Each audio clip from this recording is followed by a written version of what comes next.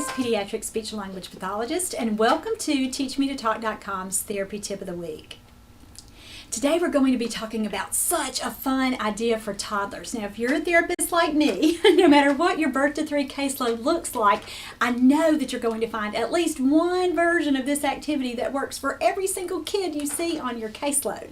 If you're a parent of a late talker, that means you're going to be able to use this fun activity to teach your own child lots of different words that he can understand and then eventually learn how to say.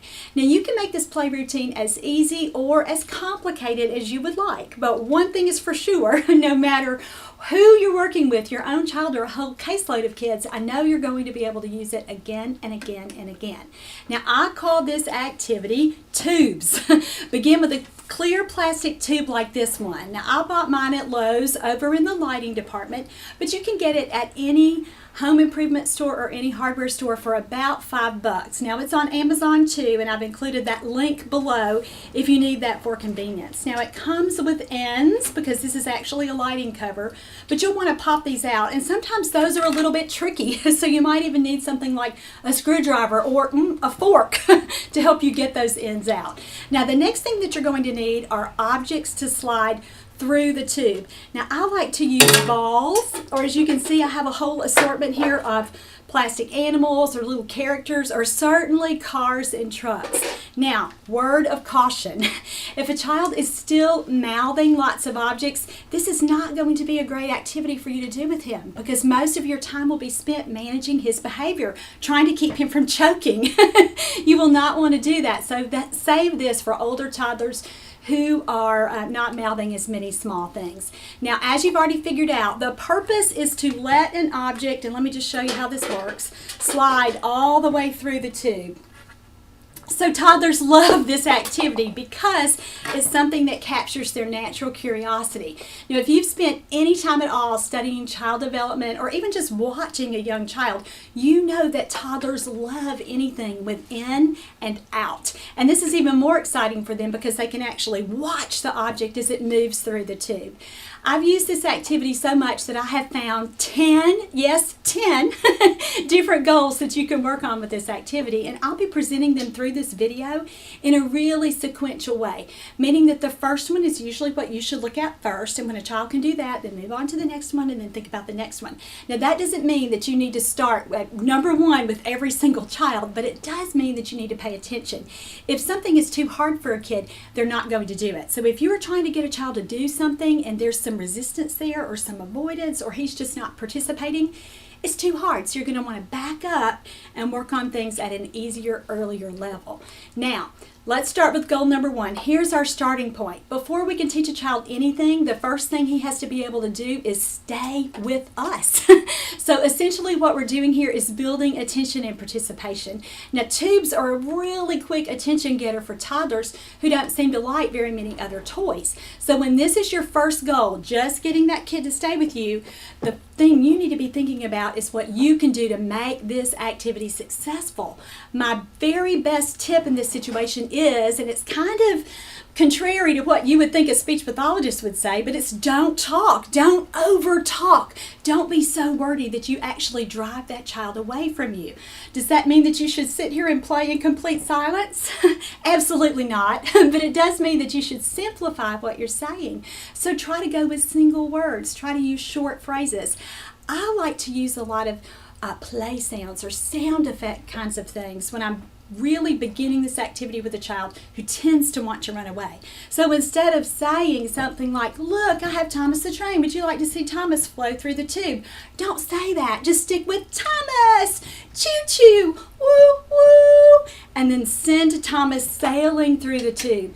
By doing that, you have kept it simple enough to not drive the child away, and you've also unobtrusively inserted yourself into a really fun play activity without completely taking it over. All right, goal number 2. Let's work on improving a child's cognitive skills. Now, what is cognition? What are cognitive skills? That's really how a child thinks, how he plans, how he remembers, how he learns. Lots of us think about that as how smart a child is. Now, 2 of the major cognitive skills that really emerge during the toddler period are cause and effect and simple problem solving. And we can certainly teach those skills and hone those skills with this activity. So what would cause and effect look like? What is a child learning? He's learning, I pick up an animal or a car, whatever we're using. I pick it up, I put it in one hole, and then the effect, I watch it slide all the way through and come out the other end. So there you've worked on a really important cognitive skill. The next skill would be simple problem solving. How do you work on that with tubes? Well, you'll be giving children some items that fit, and then this is a little tricky, some items that won't fit in the tube. So through trial and error, the child will sit and try to do it. Don't discourage him. Don't say, oh, put that down. Oh, don't say anything that's gets in his way of really learning. Now, you will want to layer some language. You will want to use things and say things like, oh no, that's too big. That boat's too big. What should you do? And ask some questions that really lead him to begin to think, oh, the boat didn't fit, so let me try something else. So this activity, super way to target those early cognitive skills. Let's move on to idea number 3. Now this one is great, and it's turn taking, and it's one that we don't always know quite how to work on. Now I love this idea for teaching turn taking with another child who's with the child that I'm working with, or with a sibling maybe, and I'll even do it when a child seems to resist letting me play, or even letting mom or dad play with him too. The child learns through this activity, I take a turn, you take a turn. I take a turn, you take a turn. And so we develop that nice back and forth. Therapists refer to this as social reciprocity. And it is so important for children who have a hard time engaging with other people and seem to want to avoid other people or completely leave you out. Here's the kicker here. Do not give up control of the tube. If you hand this over to the kid, he's naturally going to want to leave you out. So do not give up your control. Your turn taking here is going to be who gets to put an object in the tube. And here's the great thing about this. He still feels like he's very much a part of the activity because he can watch the object roll through, even if he's not the person who got to put it in. So it's a nice way to work on turn taking. All right, goal number 4. Here we're going to be able to teach a child to begin to understand some new words. And here our natural targets are early location words or prepositions. Now these concepts will significantly improve how well a child is able to follow familiar directions during daily routines or during play. So super important goal. So here again we're looking at receptive language, how he understands language, and that shared cognitive focus. Now this activity again is a great way to teach early prepositions like in and out, and like up and down. And I really like holding the tube vertically when I'm working on up and down like this with a young child because he can see it. And here's another fun part. The tube is often taller than him. And kids like that, and they think that's so fun. So great way to teach those early concepts. Let's move on to goal number 6. Here we're going to start thinking about talking or what the child can say. So here we're addressing some very early expressive language, but we're not to real words yet. Lots of late talkers need an in-between step. So we're going to be focusing on play sounds and exclamatory words. Now I've already mentioned that I do lots of this already with children who seem to want to run away from me. And this is again a great attention getter and a great way to keep their focus right on you. So my favorite ones to use with this activity are words like wee and whoa, and even little sounds like swoosh or swish or any little thing you think of. If you are playing with cars and trucks, you can certainly do a car or truck sound, or if you were using one of these animals here, I would probably make the animal sound, meow, meow, meow, if we had a kitty cat sliding all the way through the tube. And again, That's a way to keep the child focused on what you were saying and make it simple enough that he may be able to imitate too. Now these sounds, again, are the kicker for so many late talkers, and it's the very first sound or the very first time that you may actually get them to try to copy you. Now let me give you a trick for this goal too. What's worked super well for me is to model the sound, whatever our target sound is, several times as we're playing. And then once the kid is really into the activity and I know he's not really going to try to want to get away, I'll take the tube, and let's just say that we've done a simple little play sound like wee. I'll take the tube and then put it right to my mouth and say wee, wee. And again, be super animated when you do it. And did you hear how the sound was amplified through the tube? Kids love that. Kids love it. It makes them really want to try themselves. And then what you'll do after you've modeled that sound a couple of times is put the tube right over in front of their mouths. Now again, do not give up control of the tube because he will run away with it, but simply just put it right in front of his mouth. If you have someone there playing with you, mom, a sibling, talk to them about this ahead of time and say, hey, I'm going to say a couple sounds and then I want you to have a turn with this too, so I'll be putting the tube over in front of your mouth. So set that up. Again, super effective way to entice a child to imitate the sound that you're trying to get him to copy. Goal number 6, here we do bump up to regular words. So we'll be teaching a child to use early words in verbal routines. Now if you have watched any of my YouTube videos, or if you have followed any of my work with my books or DVDs or posts at my website, you know that I talk about verbal routines a lot. But in case you don't know what a verbal routine is, let me explain that for you. A verbal routine is anything you say when you're using the same words at the same time in the same way. So common verbal routines that you could use with this activity are things like ready, set, go, or 1, 2, 3, or you could even make up your own. Now the verbal routine that I use with this activity is I just take the name of whatever we're playing with. So let's say that it's the pig, and I would say pig goes down.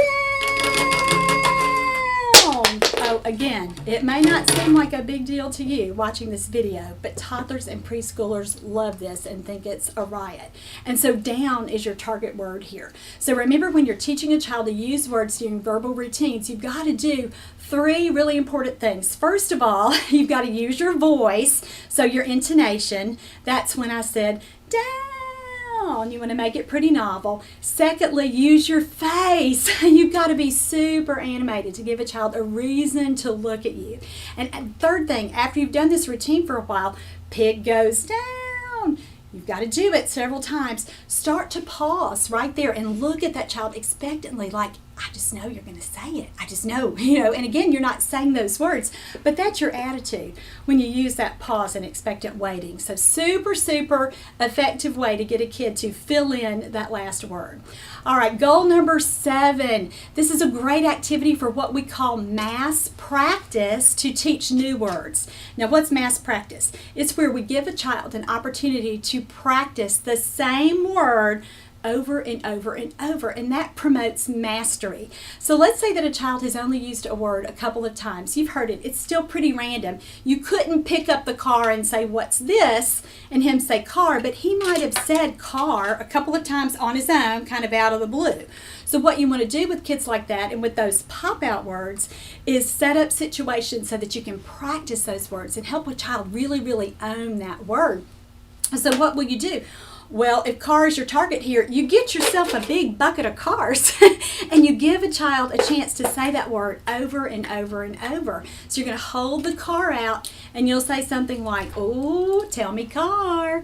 Say car. You can have it. Say car. And again, whatever your prompting is, and that may be too much language for some children. For some guys, you would just simply say car, wait until they try to imitate it, and then let them have the car and slide it through the tube. And then you'll do that again and again and again. And remember that your goal here is to promote consistency with that word so that they can say the word and it's not as random as it was before. All right, we're up to goal number 8. Here we're going to focus on teaching a child to request. Now this is actually my very favorite way to use this activity. And we're teaching a child to request the objects that go inside. not the tubes. So it's a great way to begin, for a child to begin to imitate some words, and we're building variety. So keep your entire assortment of things available, but you'll still probably want to offer some really focused choices.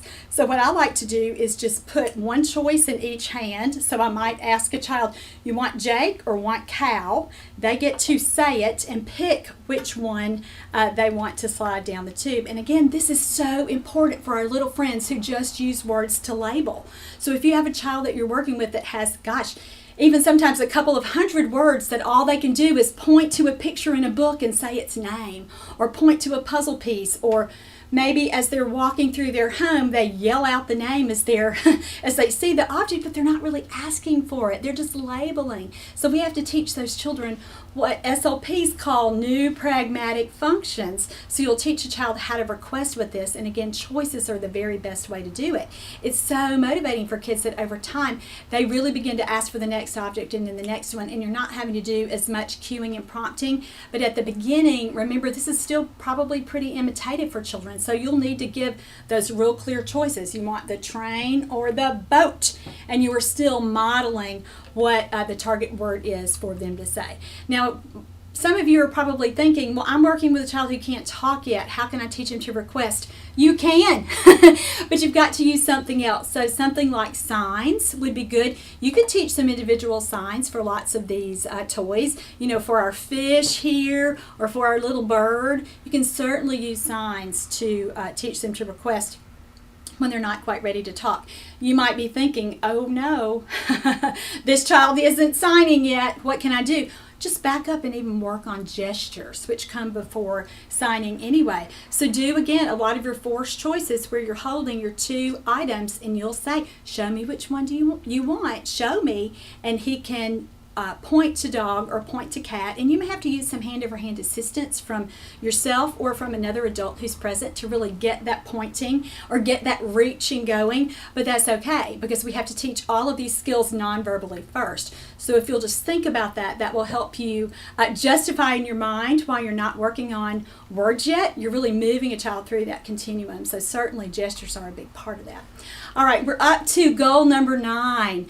We can target flexibility during play.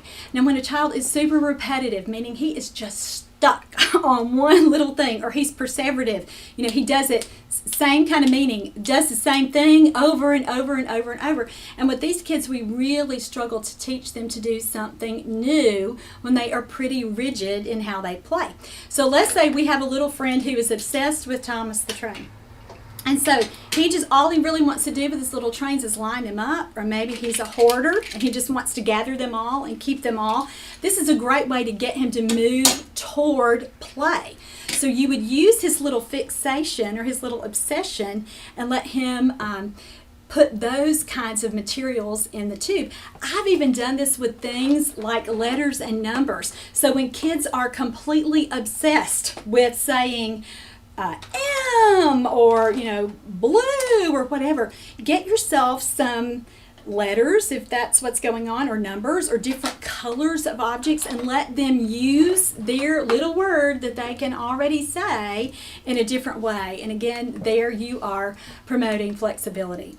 The very final way, number 10, the 10th way to use this activity is a way to expand a child's play experiences. And I like to think about this in sensory play opportunities. So you might use this tube in the bathtub, you might use it in the sandbox, you might make your own little sensory box and fill it with rice or beans or any other kind of medium that a child can touch and hold and really experience. And again, super way to expand a child's play when they haven't been as eager to embrace the sensory play activities that you've already offered. So what if you don't have a plastic tube and you don't really want to go out and buy one? No problem. Use something you already have at home. You probably already have a wrapping paper roll stashed away in a closet somewhere. Go get it, take the wrapping paper off, and just use that cardboard tube. Now that may be better for some kids, after they've seen the clear plastic tube, because they would not understand really that the object is moving through unless you show them over and over and over. And some kids, frankly, have such short attention spans that they may not sit and watch or care that you're doing that. So for some kids, you may have to start with a shorter tube, like just a paper towel roll, and really teach them how this activity works. So there you have it, 10 different ways that you can use this cool $5 tube to teach lots and lots and lots of language goals. Now, I've included the written version of these activities in a post at my website at teachmetotalk.com. The link is included right here below the video, or just go straight to my website and look for the post called Tubes.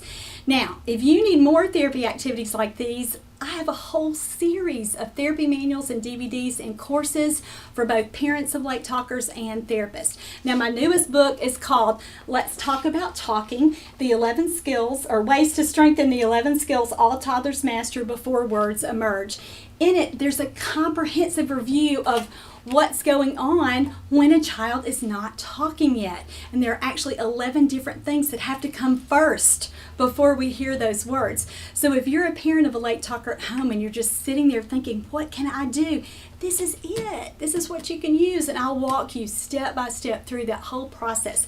You'll identify the skills where your child is weak and needs to strengthen that area, and then you'll look for the next skill and look for the next skill, and then I'm going to walk you through that. So that process might sound a little intimidating to you, but don't let it be that way, because I will help you in this book and show you exactly what you need to do. Now, if you're a therapist, this manual is obviously filled with new treatment ideas, but here's the great part about that book. If you struggle to explain to parents why you work on more than talking, this book will help you. I've written those explanations, and you don't have to go recreate the wheel there. You can just read those and begin to incorporate some of those reasons and some of those explanations into your own sessions with parents. And again, the book is called Let's Talk About Talking, and you can find it at my website at teachmetotalk.com, and that link is right there below. All right, that's all for this time. I'm Laura Mize, Pediatric Speech-Language Pathologist, and thank you so much for joining me for teachmetotalk.com's Therapy Tip of the Week.